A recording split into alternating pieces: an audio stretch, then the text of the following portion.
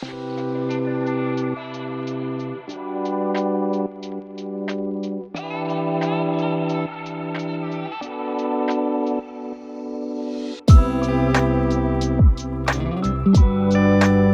el marco del Día del Ambiente, estamos en una estación de servicio abandonada que fue reconvertida en un espacio de conversación para informar, concientizar e inspirar a la acción.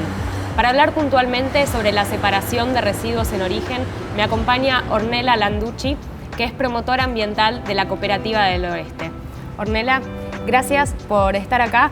Quiero que empecemos a hablar de algo que aparece siempre en cualquier reunión familiar, en donde, bueno, cuando uno dice que trabaja en temas ambientales, aparece el tema de la separación de residuos y siempre hay algún tío, algún pariente, ¿no?, que dice, no hay que separar porque aún si uno separa, todo va al mismo lugar. Sí. Ambas sabemos que no es así, pero ¿por qué no es así? O sea, ¿qué es lo que ocurre una vez que uno separa los residuos? Cuando nosotros hacemos la separación, la correcta separación en origen desde nuestra casa, primero hay que tener en cuenta que ese vecino tuvo una previa capacitación o información a raíz de nosotras, las promotoras ambientales, ¿sí?, que nosotros le informamos cómo hacer la separación de los residuos en origen, en su casa.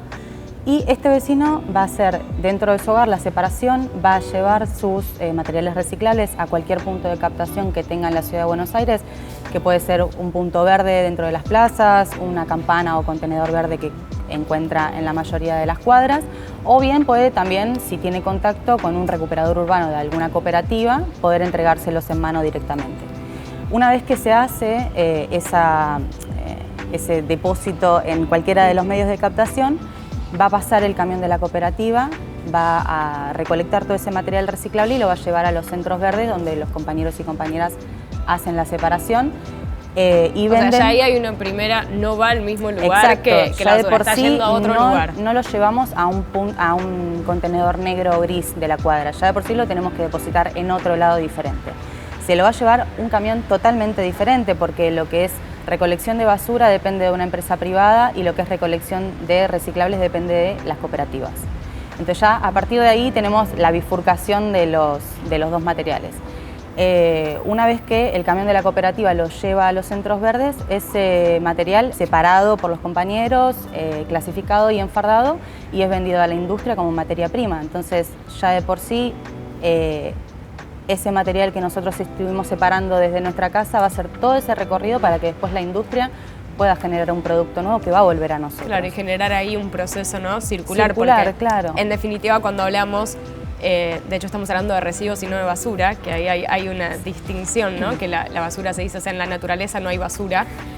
Ha sido prácticamente un invento que, es nuestro. Claro, que hemos realizado nosotros, y por eso esa diferencia entre lo que podríamos llamar basura, aquello último, ¿no?, que no puede volver a reinsertarse en el sistema de alguna otra forma, y estos recursos, en definitiva, exacto, estos residuos que pueden terminar siendo, ¿no?, recursos para reinsertarse. Ahora, vos ahí mencionaste también que una vez que ustedes los reciben, hay una nueva clasificación. Sí, claro. E imagino que ahí ustedes se encuentran con que hay algunos errores en cómo la gente está separando. Si bien en los últimos años hay cada vez más concientización, incluso los chicos en la escuela aprenden y saben a veces mejor que los padres cómo separar. ¿Cuáles son los errores más comunes que ven en cómo la gente está separando mal los residuos? Bueno, creo que los más importantes, los que más se destacan y se repiten constantemente es, primero, que los materiales reciclables no estén del todo limpios o del todo secos. El tema de enjuagar un recipiente y dejarlo secar y a veces no se respeta. Otra de las cosas es que se mezcla mucho orgánico a veces en los mismos cestos de reciclables. Por ejemplo, cuando hablamos de orgánico, ejemplo, nos ha pasado a nosotras en diferentes capacitaciones y talleres que hemos dado a oficinas, a colegios. Nos ha pasado de encontrar dentro de las oficinas, por ejemplo, que tienen la separación de residuos, tienen los tachos diferenciados para la basura y los reciclables, pero sin embargo los empleados capaz tiran la yerba dentro del contenedor verde. Entonces todo lo que era el material reciclable que estaba ahí está totalmente estropeado porque la gran mayoría encima de las oficinas es papel. Claro. Entonces todo eso absorbe la yerba, ya todo ese contenedor no sirve. Entonces es uno de los errores más comunes que nosotras vimos. ¿Y por ahí crees que es por desconocimiento, por practicidad, por creer que realmente eso puede ser? Yo creo que hay un poco de todo. Creo que hay gente que no sabe la separación de residuos y simplemente ve que en la oficina hay 2 tachos. Hay gente que se equivoca y cree que el verde es justamente, lo identifican con la yerba. Parece algo, claro, para nosotras a lo mejor es algo irracional, pero pasa mucho. La identificación del verde con la yerba, entonces se puede generar por todas estas cosas. Claro. Sí. Y a partir de eso, ¿qué recomendaciones darías respecto de cómo empezar a separar o mejorar cómo la gente está separando? Porque en definitiva hay que tratar de que sea un hábito que uno lo naturalice, ¿no? Para poder hacerlo bien y más práctico y no que termine siendo como un esfuerzo. ¿Por dónde dirías de cómo empezar? Insisto, ya sea que la gente no está separando, que mal si no está separando, pero que empiece, y aquella que está separando, cómo mejorarlo. Bueno, en mi caso, yo hablo por mí y desde mi experiencia, cuando yo empecé a separar en mi casa, al principio era todo con miedo, pensándolo demasiado, pensando si este plástico realmente lo tengo que separar o no, si no sé, si el telgopor era reciclable o no. Entonces, primero que nada, creo que hay que conocer los 4 grandes grupos, los más importantes de materiales reciclables, que son el papel y el cartón por un lado, el vidrio por otro, el plástico por otro y el metal.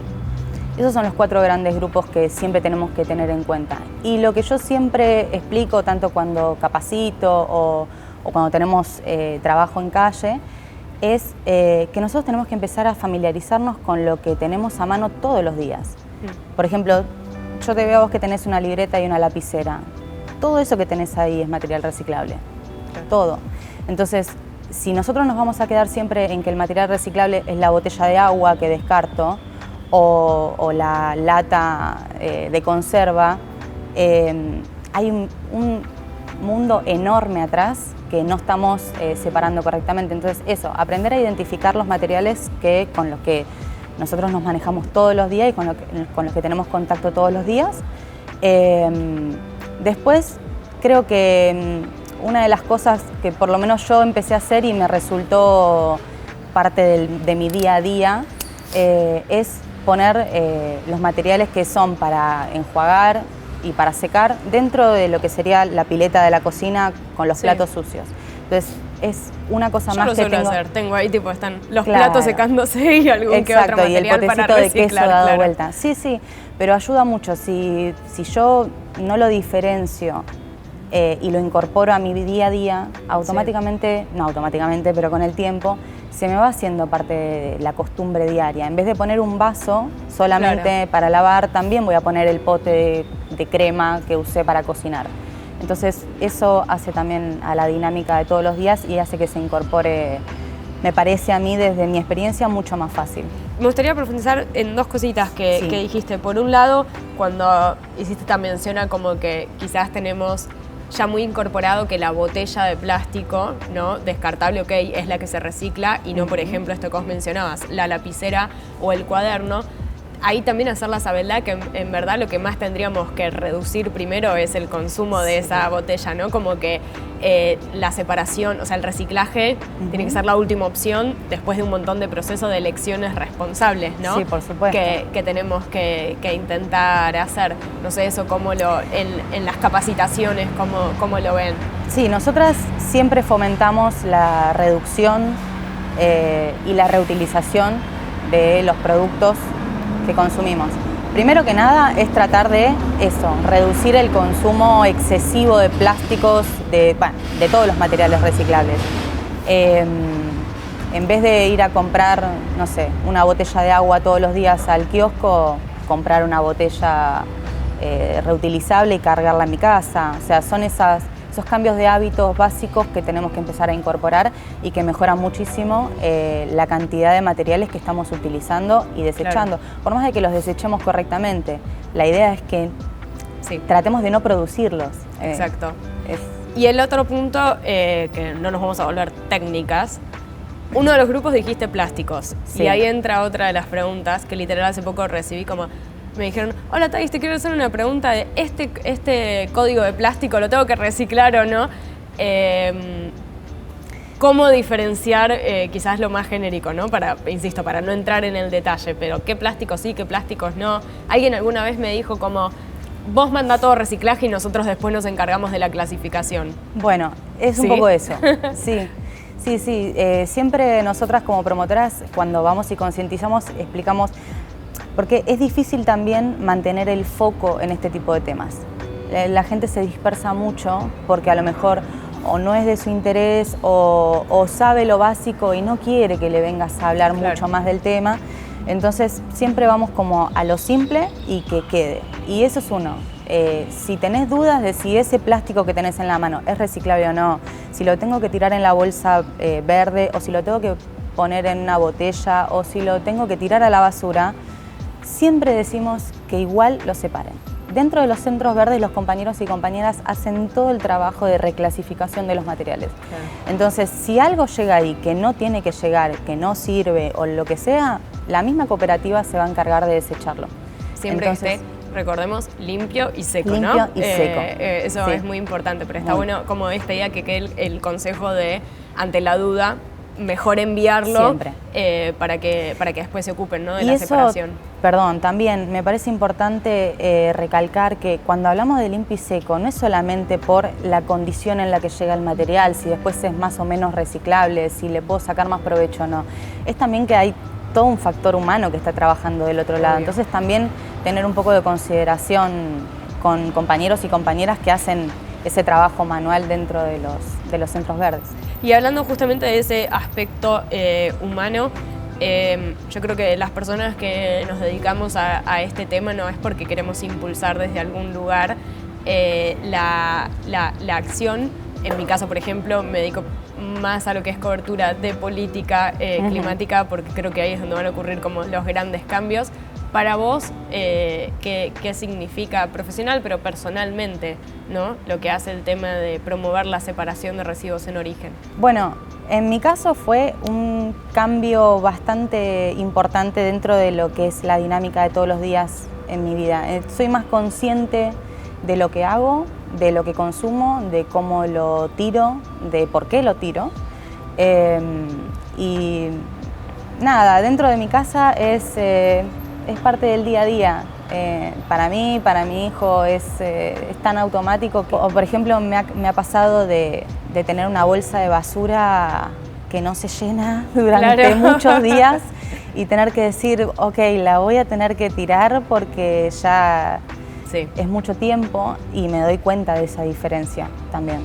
Porque cuanto más uno separa y diversifica, menos te queda lo que es basura, ¿no? Sí, claro. Entonces es como, bueno, a veces termino implementando tachitos muy chiquititos arriba de la mesada como para que no genere malos olores en mi casa, porque de verdad, cuando uno empieza a separar y lo hace conscientemente,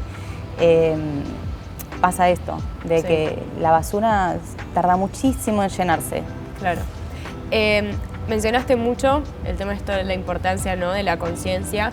Acá en este espacio un poco la idea de despertar conciencia es, estamos en lo que fue en algún momento una estación de servicio, que es símbolo también de todo este modelo, ¿no?, basado en la explotación de combustibles fósiles, un modelo al que hay que salir y hay que hacer una transición a otro que sea más amigable con la necesaria acción climática. La crisis climática y ecológica actual implica un montón de transiciones. ¿Cuáles crees que son esas acciones fundamentales que hay que realizar para acelerar e impulsar más la transición en lo que hace al tema de residuos? Bueno, creo que una de las más importantes y en las que nosotras siempre desde nuestro lugar tratamos de hacer mucho hincapié, y todos los años hacemos mucho hincapié en eso, es la visualización, no me sale ahora la palabra, pero... Visibilizar, hacer visible el tema. Claro, que salga en medios masivos de comunicación, que se le dé más importancia a todo eso. Más allá de que nosotras desde nuestro lugar o vos desde el tuyo hacemos nuestro trabajo y vamos a un montón de lugares con el mismo mensaje y tratando de promover y cada vez que que se haga más visible toda esta problemática y todo este trabajo que hacemos también. Es importante también que desde los medios me parece que se le dé más visibilización al tema. Muy bien, me gusta que seas crítica con el gremio al que pertenezco. Y te sumo algo, también pensando en las acciones a impulsar. Algo que yo veo cuando viajo por trabajo en otras ciudades del mundo es que hay más diversificación y, por ejemplo, yendo al orgánico, ¿crees que ahí también hay que empezar a hacer un pasito más de, bueno, no es solo separar ¿no? plástico, papel, vidrio, empecemos también con lo orgánico? No, claro, es que lo que sería la pata orgánica es tan importante como la de reciclables, como la de basura, o sea, las tres patas son importantes en relación a cómo la tratamos, claro. A eso me refiero. Hoy en día lo más común es la doble separación, pero la tercera tendría que ser también igual de importante. Si bien está y se hacen varias cosas y se trata de incorporar esta tercera pata al día a día o desde nuestras capacitaciones también, pero sí es verdad que falta muchísimo. Claro. Sí, en ese sentido habría que explotarlo un poquito más y decir, ok, en vez de 2, son 3 ahora. Bueno, ahí tenemos un lindo desafío. Ornella, muchas gracias. No, por favor, a vos.